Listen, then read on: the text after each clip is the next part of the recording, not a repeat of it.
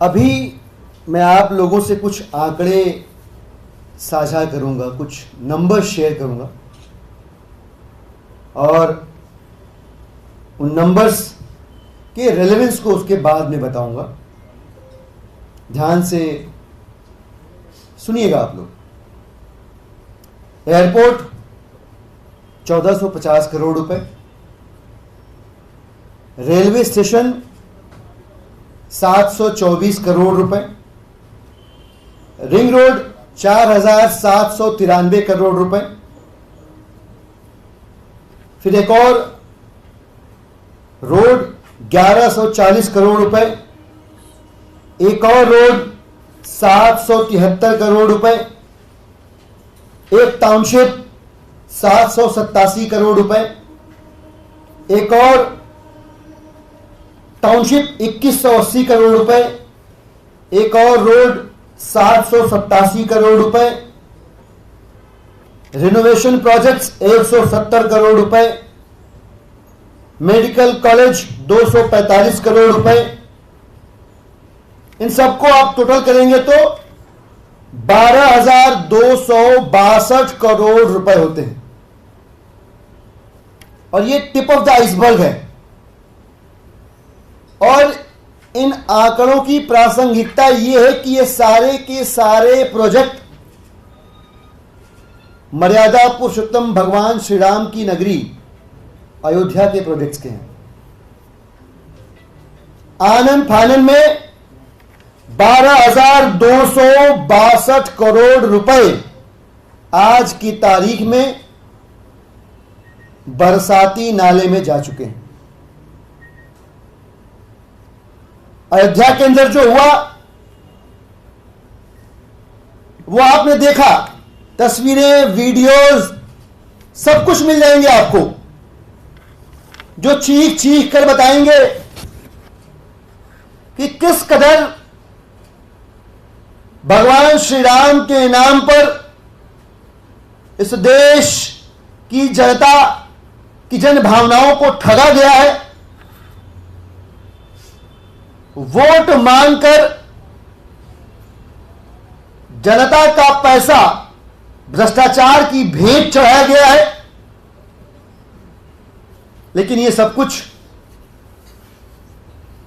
बात यही खत्म हुई नहीं। यह सब कुछ यहां रुका नहीं। और हमने देखा कि सिर्फ चुनावी प्रपंच का हिस्सा बनाने के लिए इस देश के प्रधानमंत्री नरेंद्र मोदी जी ने पिछले 1 साल के अंदर आनन फानन में सिर्फ और सिर्फ फोटो अपॉर्चुनिटी को ध्यान में रखते हुए, गुणवत्ता और प्रोजेक्ट की पूर्णता को दरकिनार करते हुए जबलपुर में टर्मिनल इनॉग्रेट हुआ, पहली बरसात आई, कोलैप्स हो गया। दिल्ली के अंदर टर्मिनल इनॉग्रेट हुआ, पहली बरसात आई, कोलैप्स हो गया, लोग घायल हुए, 3 लोगों की जान चली गई। और आज पता चला कि इन्हीं 1 वर्षों में एक और माननीय मोदी जी के गृह राज्य गुजरात के राजकोट में एक टर्मिनल इनॉग्रेट हुआ,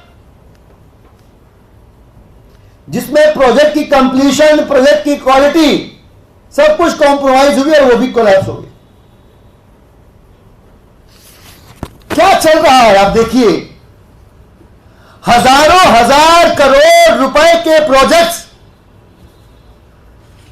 सिर्फ और सिर्फ एक शख्स की छपने की, दिखने की चाहत को पूरा करने के लिए,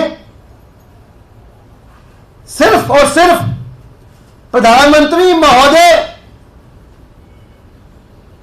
की छपास की जरूरत को पूरा करने के लिए या तो समय से पहले इनॉग्रेट किए जा रहे हैं या क्वालिटी कॉम्प्रोमाइज करके कंप्लीट कराया जा रहा है। और नतीजा यह कि देश के एक्सचेकर्स के ये हजारों करोड़ रुपए में मिल गए, मिट्टी में मिल गए, बरसाती नाले में चले गए। आपने देखा होगा बिहार के अंदर कल तक 4 और आज 5 पुल गिर गए। मतलब रोज पुल गिर रहे, हफ्ते भर में 5 पुल गिर जा रहे। क्या चल रहा है? कोई जवाबदेही है किसी की? इन हजारों करोड़ रुपए के घोटाले में भारतीय जनता पार्टी की तरफ से किसी ने सफाई दी है क्या? न खाऊंगा न खाने दूंगा का नारा जो पिछली सरकार में दिया गया था, अब तो नारा भी अपना मतलब खो चुका। वह नारा देने वाले जो देश के प्रधानमंत्री महोदय हैं, उनकी तरफ से कुछ कहा गया क्या? अटल सेतु जिसका बखान बढ़ा चढ़ाकर किया गया, वो इस सरकार के किरदार की तरफ फंस चुका है। भारतीय जनता पार्टी के राजनीतिक क्षेत्र की तरफ तार तार हो गया है। कोई सफाई दे रहा है क्या? कोई जवाब दे रहा है क्या कि जनता का पैसा कहां गया? कोई जवाबदेही नहीं है। इस देश के आम लोग, लोकतंत्र बचाना हो, संविधान बचाना हो, या एक्सचेकर का पैसा बचाना हो, या बेगुनाहों को बेबुनियाद सियासी मुकदमों में उलझाकर जो जेल में रखा गया उन्हें बाहर निकालना हो, इन तमाम मामलों में एक की तरफ रुख करके देख रहे हैं, न्यायालय की तरफ। मेरी दो ही उम्मीदें हैं, दो ही गुजारिशें हैं। या तो सुप्रीम कोर्ट इन तमाम घोटालों का कॉग्निजेंस लेके खुद कार्रवाई शुरू करे, क्योंकि अब यह स्पष्ट हो चुका कि भारतीय राजनीति के इतिहास की भ्रष्टतम पार्टी भारतीय जनता पार्टी है।